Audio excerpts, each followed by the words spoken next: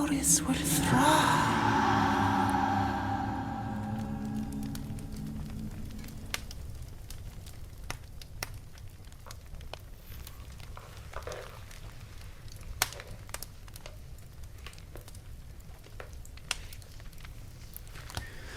Welcome to another video by the Blue Tongues of Hel for some more Hyldr Chronicles.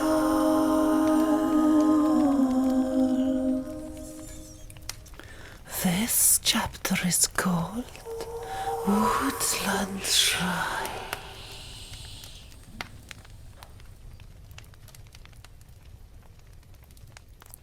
Since the beginning of the war between the three realms, the Isle of Vanaheim's name had grown unpopular amongst the eponymous realm's two rivals. Long ago, the kingdom of Vanaheim had once ruled over the entire island. Cracks first appeared with the rise of religious zealots who devoted their existence to the sun and moon. All hell broke loose when ambitious warlords stole Nibelungen artifacts from King Ogni's ancestors, and soon after that, the isle was split apart. The realm of Vanaheim receded to a southern east region, while two other belligerent kingdoms sprouted from the north and the west. Over the years, Vanaheim resisted many invasions. Near the coast, or closer to Nebelwood, the small fishing and farming hamlets suffered the most, but the main population remained safe within the thick walls of Gronelgar Fortress. Despite the war, life carried on in Vanaheim. There was still time for bashing each other's teeth out in the local tavern, honouring dead animals in tanneries, and preparing to kill more at the blacksmiths. On this cold afternoon, the latter could be heard swearing to the gods when his elder son, Surtur, fell asleep on the job and brought a sledgehammer, crashing down on his father's thumb while beating an iron sword into shape. The accident caused such a rumpus that half the town gathered round to laugh at the poor man blaspheming at the top of his voice. Hyldr returned from the forest roughly the same time, and deemed the moment inappropriate to exchange words with Surtur, who was playing an intense game of chess with his father. She added a mental note to do that later, while the man slept, and headed out instead to find Ifon, the closest person the village had to an apothecary. Most called her Volva the Witch, but Hyldr knew that she had barely any Seidr magic in her at all, only vast quantities of herbal remedies and poisoning knowledge. Ifon lived as a hermit outside of Gronelgar, near the coast, and in her wicker dwelling she would have the deadly infusion that Hyldr needed to help Surtur confuse deep sleep with induced coma. On the way, a large brute, not looking where he was going, bumped into Hyldr while she was drinking, knocking her to the frozen mud and spilling the contents of her leather pouch. He looked slightly delirious, having trouble finding who or what had attacked him. Hyldr was scandalized. She was also out of breath and couldn't utter a word. When the oaf finally saw Hyldr sitting on the ground, he began his own swearing competition. In this case, the man was literally foaming from the mouth. Hyldr had seen this after effect before, and was quite sure that it had something to do with the Huldr's mist.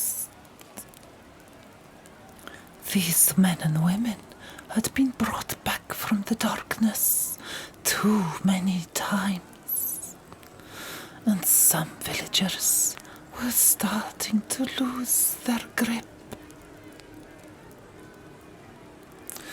The ogre didn't think twice and picked Hyldr up by one of her ankles.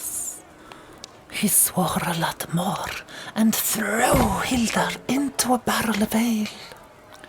The wooden staves didn't break, but Hyldr felt something crack in her chest and let out a cry of pain. The oaf strolled towards her and swung a leg backwards, preparing to kick the young woman's skull. Instead of hearing a squelching sound, when he was convinced his boot had reached Hyldr's brain, he fell heavily backwards onto the floor. The man's dumbfounded expression would have been funny under other circumstances, although some spectators did get a laugh out of the fountain of blood spurting from his severed thigh. His sliced-up leg jerked spasmodically like a shrimp out of water beside the ale barrel. Hyldr wiped the splatter of blood out of her eyes and saw Asmund at her side, branding a crimson axe. "What in hell are you doing here?" Hyldr managed to say.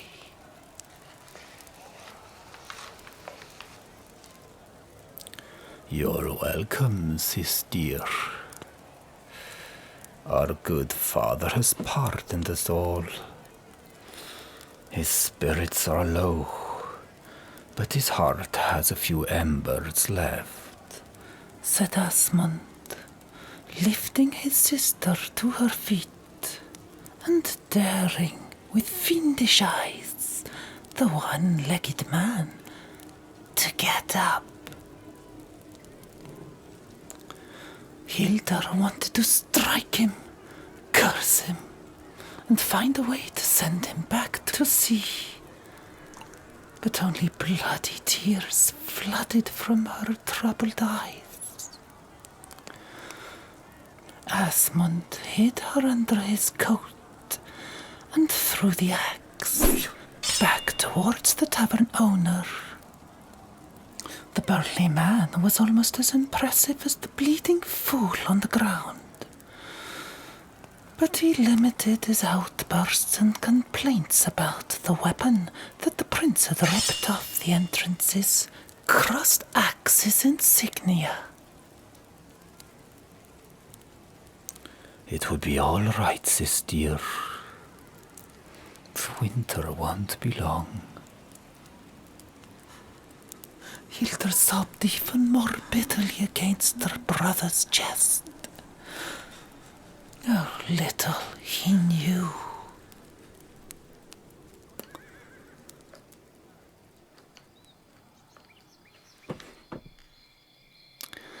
One vernal evening of yesteryear, a group of young archers, holding torches, disrupted the deceiving calm of gloomy Nebelwood.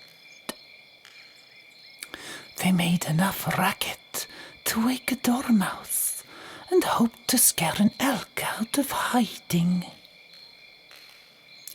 Instead, 2 red foxes were startled in the middle of a fresh squirrel feast and darted out in front of the hunters.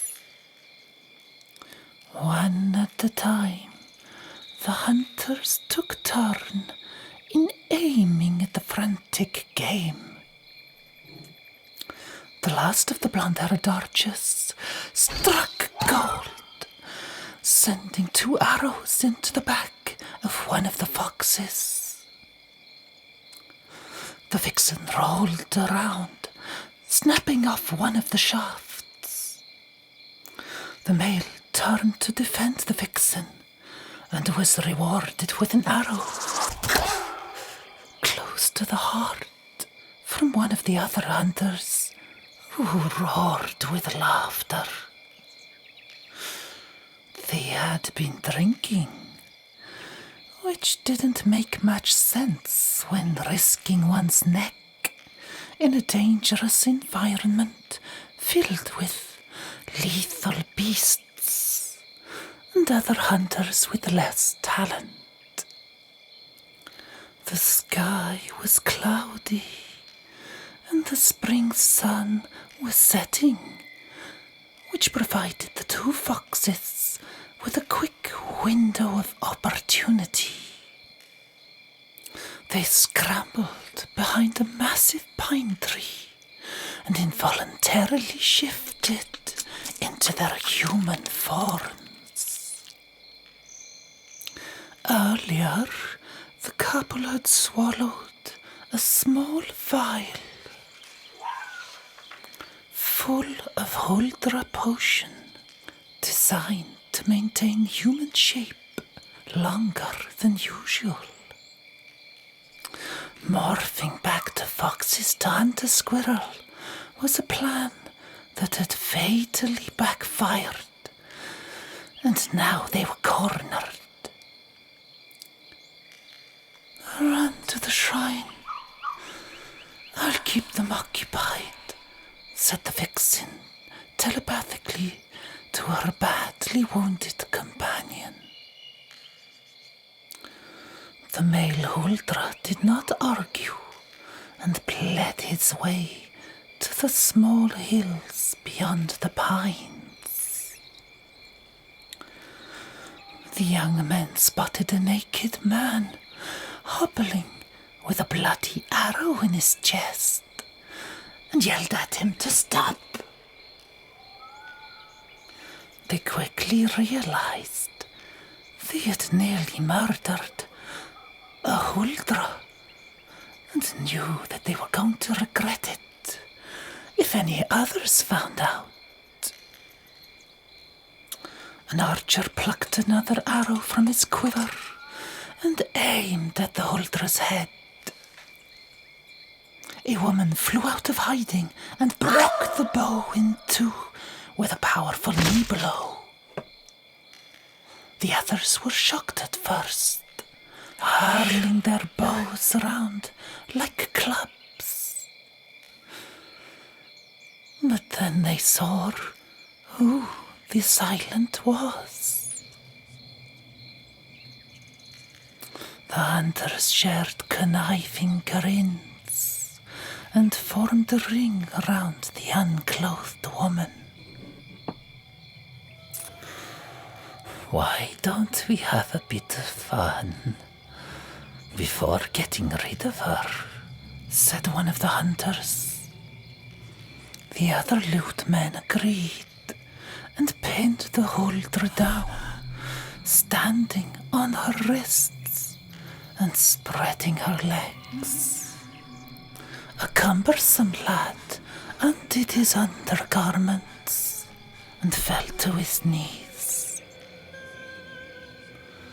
He loomed over the desperate Hyldr and slid a sharp knife over her tanned skin. He placed an elbow next to her shoulder and took his time, cutting locks of ginger hair from the Hyldr's bangs, covering her forehead. She struggled and tried to bite the man's face, but he only laughed back and imitated the wild snapping of her teeth. Another hunter wiggled the tip of an arrow that had perforated her right breast, and the Hyldr spat blood into his eyes. This only infuriated the drunken hunters, who beat the Hyldr until she grew quieter. Several moments later, when all men had finished with her, the female Hyldr bled as she crawled away. Waves of electric shocks whipped her brain from the splintered bones and the bruised limbs. She was burning up inside and found a last flicker of life to fuel an uncontrollable blaze of hatred and spite. The men got dressed, gathered their bows and arrows, and were ready to crush the Hyldr's head with a rock when the vixen's skin faded to dark grey. Her ginger-red locks went jet black, and her fingers shot out bloody claws the size of small swords. With a circular movement, the Hyldr slashed the hips of 3 hunters and dashed towards one urinating against a pine tree. She lacerated his genitalia from behind so hard that a razor claws got stuck in his shoulder blades. The big lad saw her struggling to wrench out her claws and rushed at her, only to fall belly forward on her outstretched dagger fingers. That didn't stop the Hyldr's rage, and she shredded what was left of them to bits. She immediately thought of her companion and hurried along a path leading towards a hillock close by. The dying Hyldr gave furtive looks around her to check if any other hunters had tracked her down. She felt a sudden cold breeze flow through her body on this warm spring night, and she felt her time had come. The shrine was only feet away. The shiny iron gate was open, and inside she found her lover covered in glowworms with his back against the far wall. She fell into his stiff arms and held him tight, although he was already gone. The night grew colder than it should have been, and the female Hyldr, bespattered in blood, finally closed her bruised eyelids.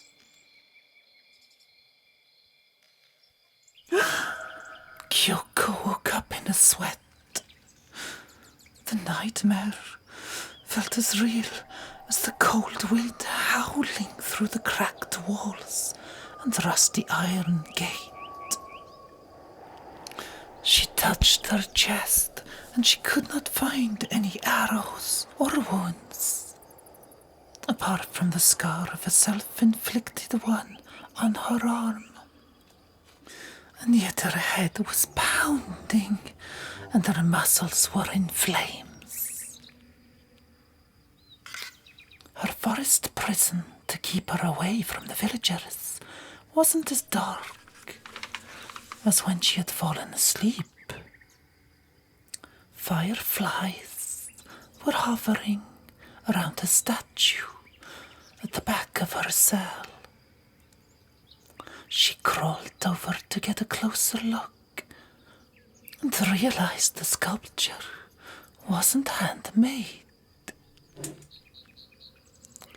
It was actually a couple of skeletons holding each other tight, two tragic lovers together until the bitter end. They were also entangled in ivy, and the fireflies gave the couple an anachronistic Christmas tree aspect. Kyōko wasn't too perturbed by the dead body remains. She had seen her parents' dead bodies after they were found at the bottom of a ravine, weeks after their disappearance. And she had found her grandmother in the rice paddies, half eaten away by mountain macaques. On top of witnessing the disgusting death of that treacherous Hayashi, and seeing her hometown be obliterated by a storm, she occasionally saw ghostly creatures, which she attributed to going slightly mad. The nightmare was a dream, but these bones are real, therefore not yet crazy, Kyōko thought, twiddling with the ivy leaves. Within the cradle of stems, around the belly region of the skeleton on the right, a couple of fireflies were trapped. The abdomen swaddled in leaves looked like a lantern. Kyōko delicately pulled a few stems to one side and saw another smaller skeleton above the hips. Kukitsune. The foxglove must have fallen asleep and died of cold inside the skeleton long ago, thought Kyōko. Her mind flipped back to the Otarunai beach where a fox disguised as a woman had warned her about Hayashi. Could this Kukitsune be this woman's child? Kyōko fell asleep in front of the dead couple, but didn't dream of them again. She didn't feel cold either while she slept, or when she woke in the morning. The pallid winter sun was up, but direct sunlight never reached Kyōko's prison. In the gloom of her ivy tomb, she was surprised to find a dozen round objects wrapped up in ash leaves beside her. Numerous animal tracks could be seen in the dust throughout the cell, but no shoe or footprints. other than the marks she had made crawling to the skeleton.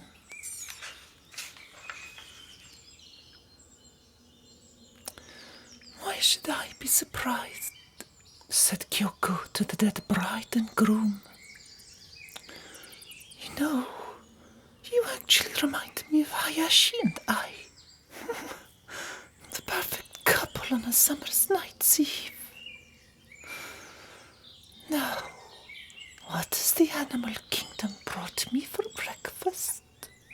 she said, picking up one of the wrapped-up mysteries.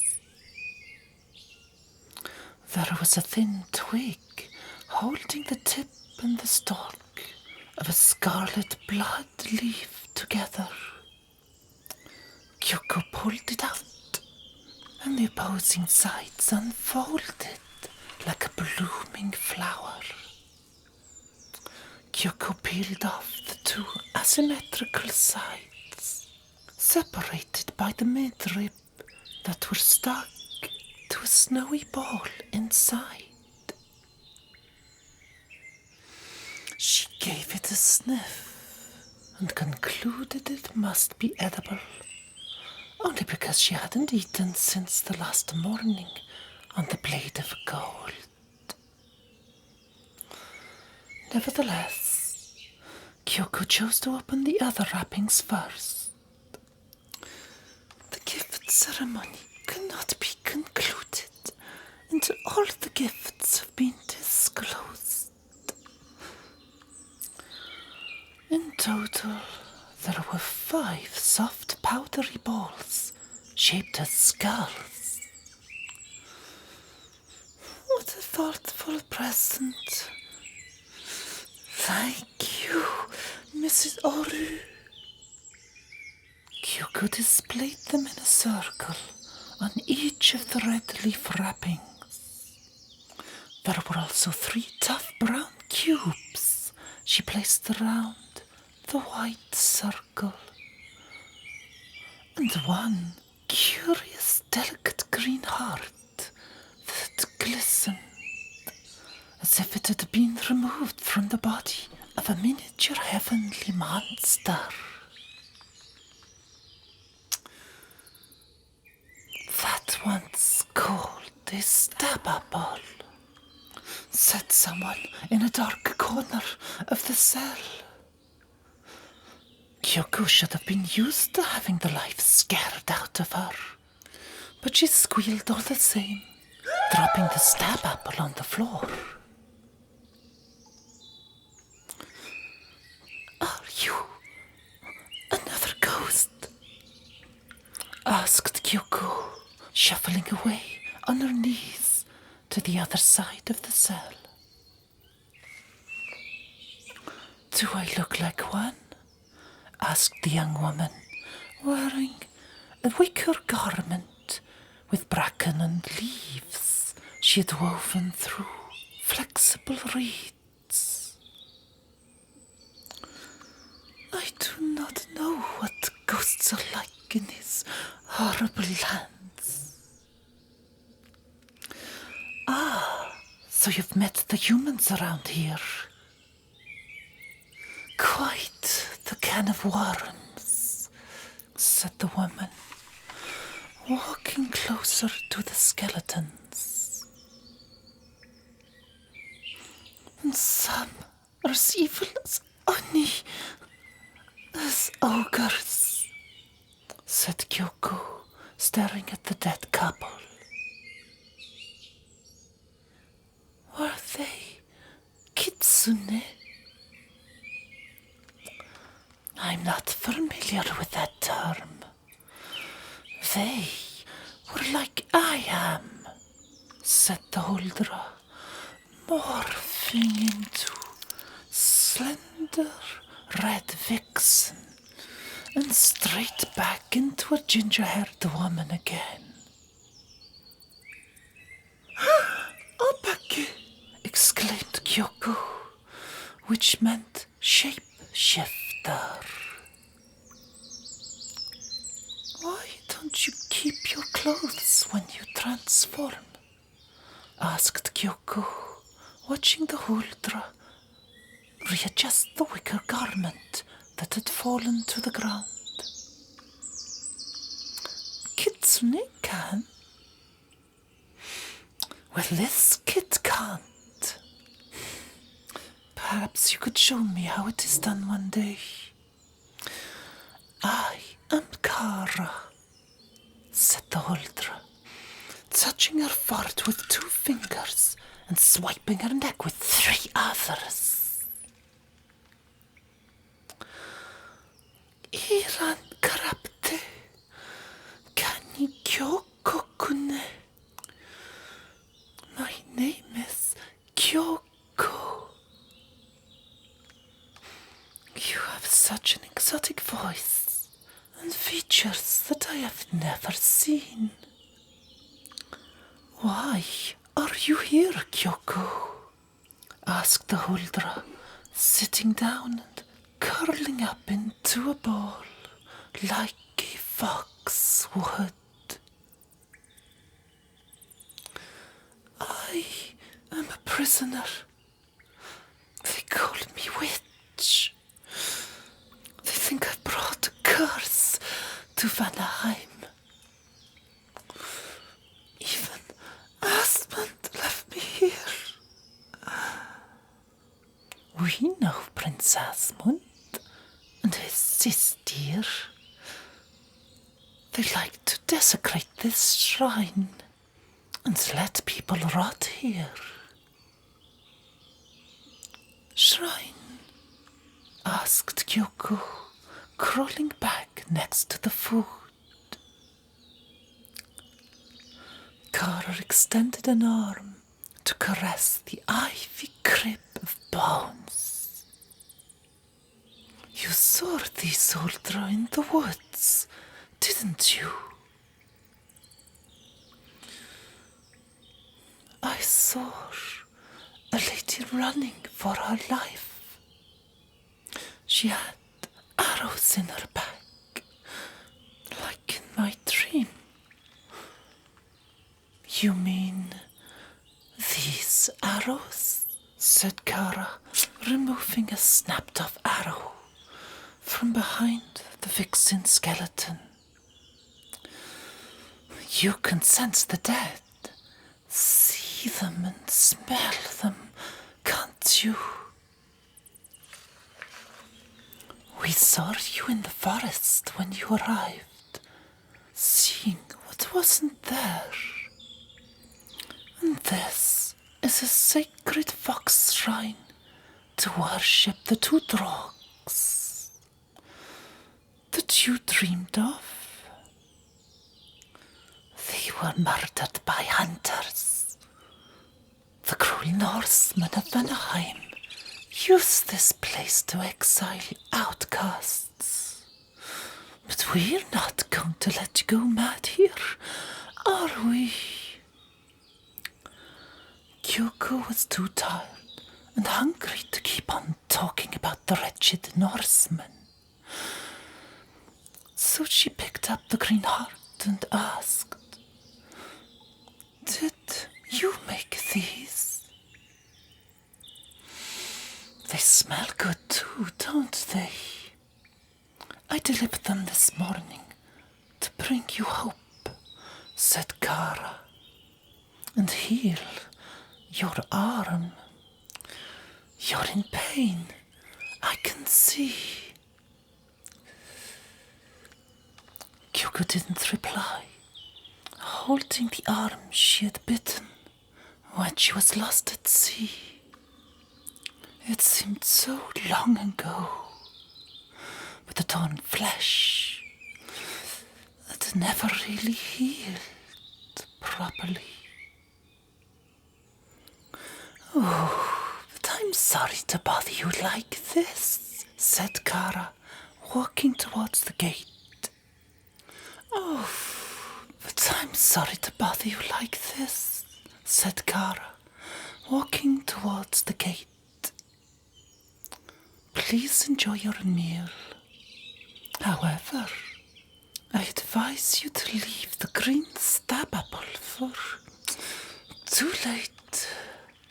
Kyōko had already slipped the shiny heart between her lips and was rolling it over her tongue when she felt a bear trap snap her heart.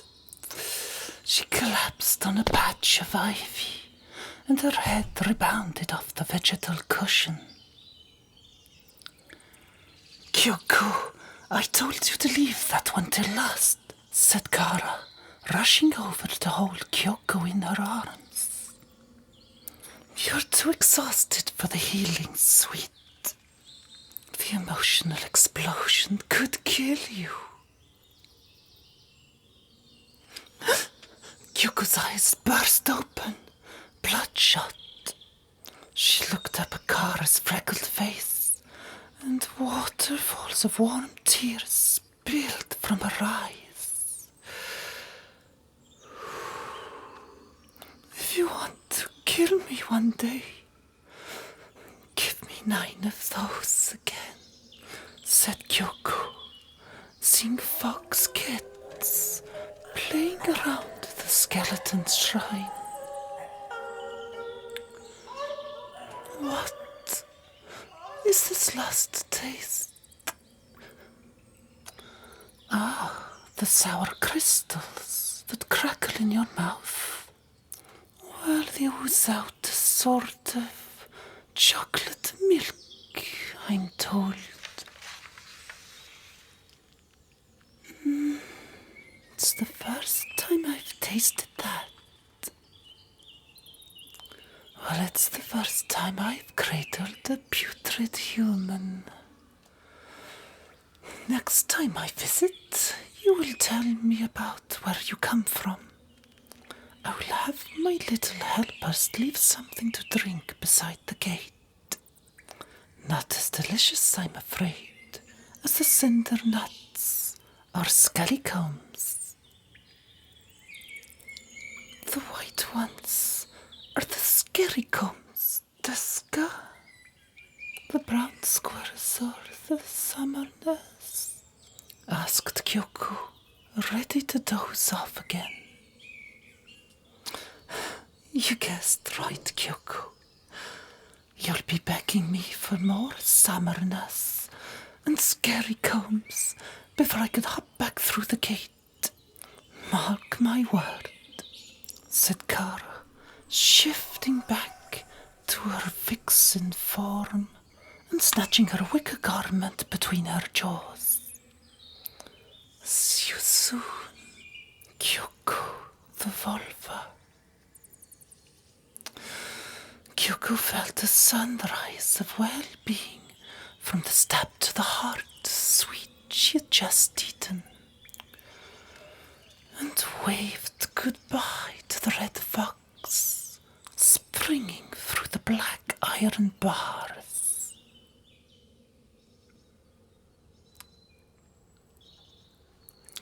Three days passed. Kyōko spent most of her isolation curled up, lost in a daze. She had eaten all the helsots and didn't care about the cold or the solitude anymore. Being alone was something she was used to. Being abandoned was as well. But this felt different. She thought Asmund would be different, and yet here she was, shivering in a dark cell, licking icicles, and waiting for the winter to end her bittersweet misery. Of course, the helsots were the sole sweet part of her imprisonment. During the third long night, when the darkness of the shrine was paramount, the cold made Kyōko so numb that she sensed her soul was escaping her body. Earlier, she had found one more sweet on the ground. She must have missed it when Kara or her helpers had left them in the shrine. The wrapper was dark brown, like rich soil. Inside was a dark cobalt blue type of nut, or a sunflower seed, with nothing else to eat. And after the previous pleasurable helsots, she didn't hesitate, and sucked on the mildly sour sweet until the brown bark on the distant pine trees turned grey. That night it was so cold that Kyōko imagined she had become a Shiryu, a whirring ghost slinking over her own sleeping body like sinuous incense smoke. She saw herself close her eyes. Soon afterwards, blue liquid trickled from her lips down to her left ear. A small spider crawled over her face and seemed to be probing her nostrils to see if the two holes would be suitable places to nest in. The warm air spiraling out dissuaded the arachnid that sprung away. Everything looked different. The shrine radiated bright turquoise outlines. The ivy leaves, the icicles, the locked gate, the rocks and shrews quivered with faint, fluttering electricity, expiring, glistening specks of sapphire energy. Dead at last. At first, she thought she really was dead. Her diaphanous corpse sank upwards into the hill above the shrine ceiling, and for a few distant heartbeats, all went dark. Her relief turned to despair. What if this is all that the afterlife has to offer? Complete darkness, alone for eternity. That prickling anguish evaporated as soon as the hill's earth, rocks and trees became transparent, and she saw herself sleeping again below. In the woods around the shrine, Kyōko saw two Hyldras crouching at the gate. Their eyes opened wide when they spotted Kyōko over the hillock and gave each other colluding looks. They soaked through the gate and hurried towards Kyōko's body, lying near the skeleton couple. The female Hyldra held out her hand to her companion and sat down on top of Kyōko's physical shell. She lied down supine and blended in with the sleeping human. A shower of tingling leaves spread through Kyōko's soul that floated upwards through the pine trees growing on top of the grotto. She thought she could see the male Hyldra with an arrow in his chest crawl over the female and glide forwards. stab wound between her legs and flew out of control in spirals of turquoise snowflakes. She let out a cry and swooped through Nebelwood's canopy at a frenetic speed. Her abdomen burned as she flew up the titanic trunk of an ancient ash tree. She illuminated elephantine gnarls as she flew past and caught glimpses of angry pale faces on branches as she ascended. The higher she rose, the slower she got. When the boiling sensation in her womb became almost intolerable, she froze mid-air, suspended by something other than the balance of gravity and her vertical thrust.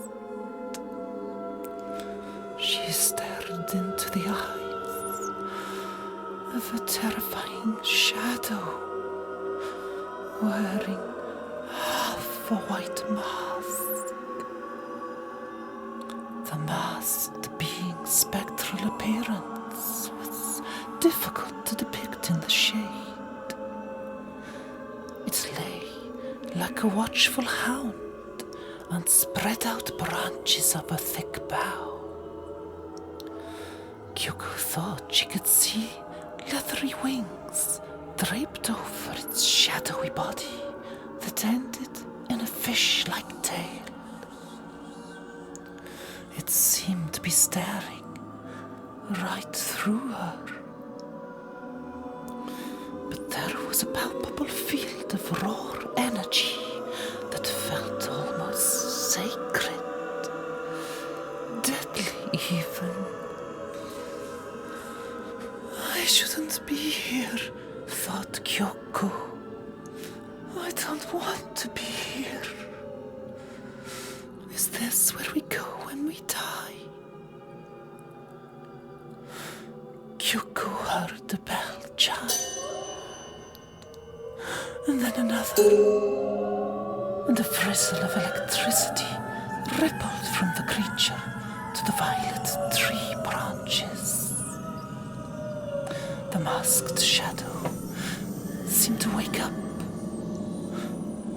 One of its front paws seamlessly turned into a hand and reached out to touch Kyōko. But she pulled her hand away. The mask mutated and glared, and soon the sound of 1,000 tiny ringing bells sucked Kyōko back down to the forest. She brushed through myriad branches back to the Woodland Shrine that was now covered in a veil of immaculate shimmering snow.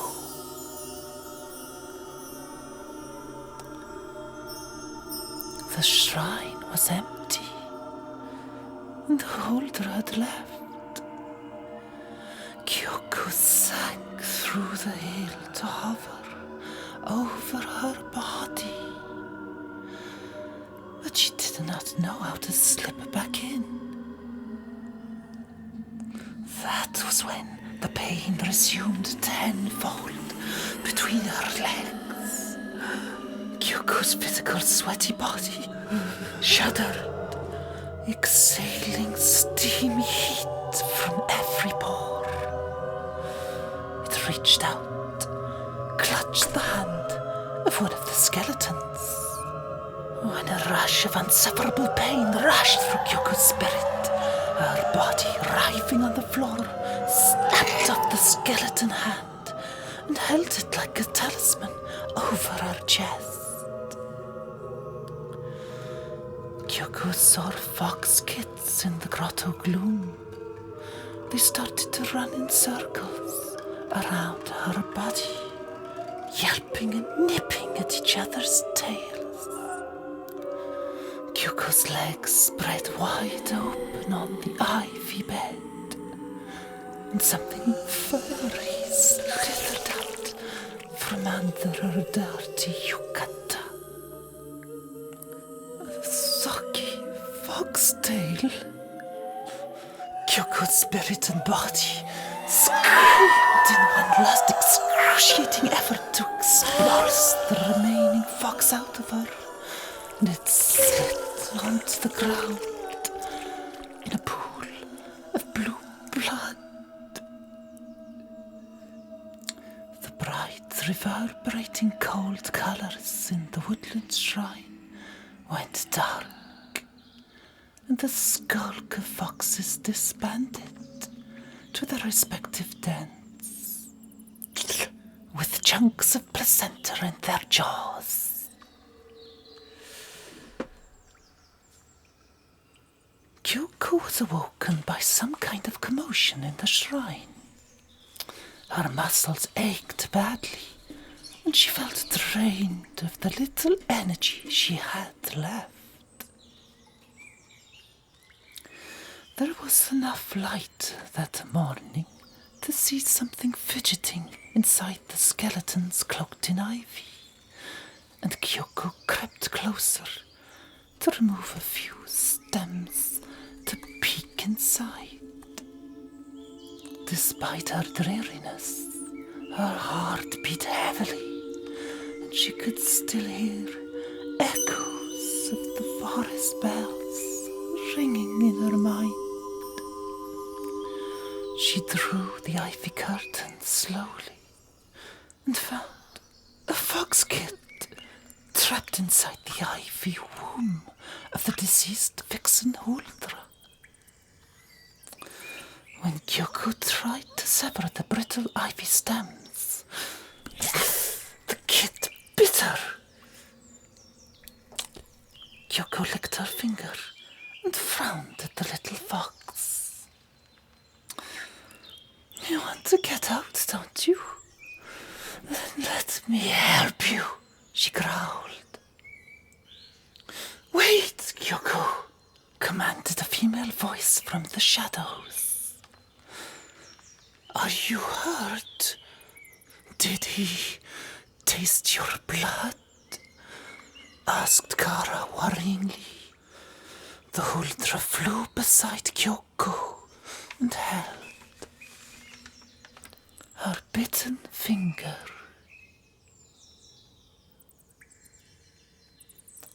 Kara, you came back, said Kyōko with desperation.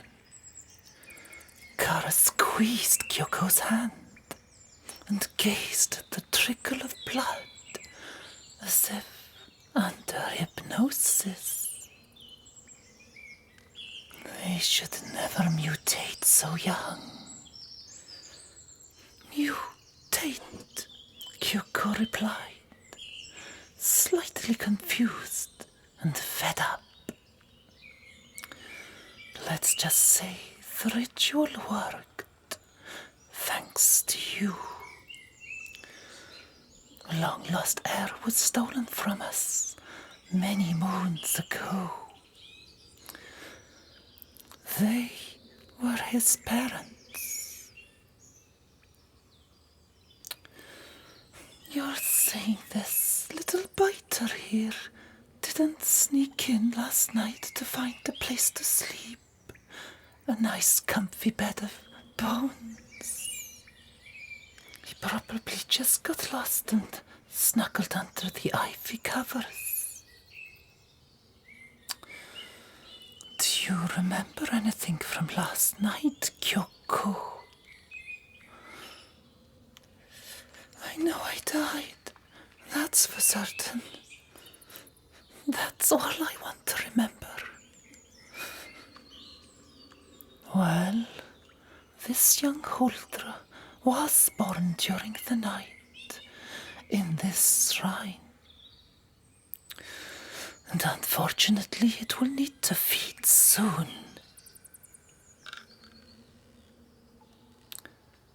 Does he need some milk?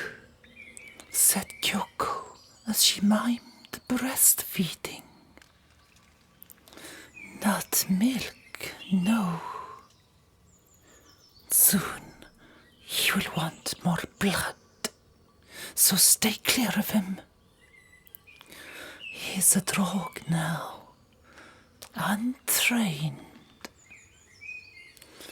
Come with me, little one, said Kara to the kid, snapping a rib bone and cutting some entangled ivy stems with protracted sharp nails. I will return in a few days. Kara switched to her fox shape and grabbed the kid in her jaws by the scruff of the neck. From the other side of the gate, Kara switched back to human and threw some more helsots into the shrine. My Norn sister was right, Kyōko. Rare are the black-lipped acolytes who foresaw today's events and survived like she did. But know that you have performed no less than a miracle.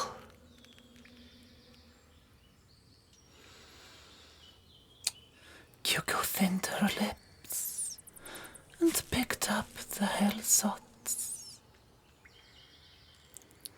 She knew her sanity was hanging by a thread, but wondered what charming poisons her new friend had been feeding her. See you soon for the next chapter of the Hyldr Chronicles.